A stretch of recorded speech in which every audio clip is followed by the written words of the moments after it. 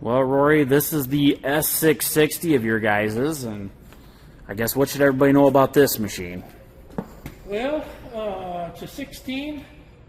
I bought it in the fall of 17. Traded a 9560 for it. Previous owner ran it the harvest of 16 and bean harvest of 17. And traded for a new one, and we traded the 9560 for this. It's been a very good machine.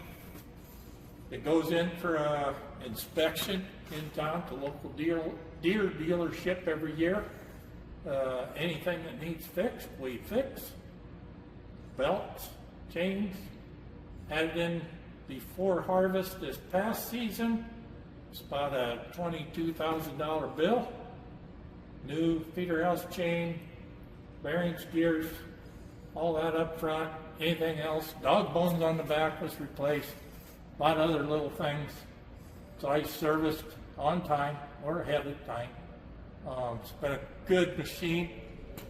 The only bad thing about the poor girl was the auger on the grain cart. The first season, got the auger on the combine out, taking out some end rows, and had the auger on the combine out. The grain cart wasn't folded all the way back, and it caught the tip and put that little dent in it. I always thought about fixing it, but you got to cut a bunch of welds to get that single piece off. Never hurt the grain tank, never had any leakage or anything, so just never got it done.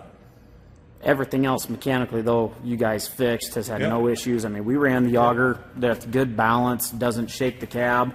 And I know, Rory, there was a lot of bearings you guys had wrote the dates underneath.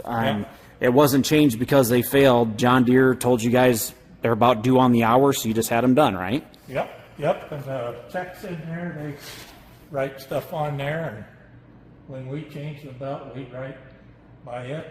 So, nice machine. I would say so, guys. And again, you heard it from him himself. Don't just take my word for it. That's right from Rory.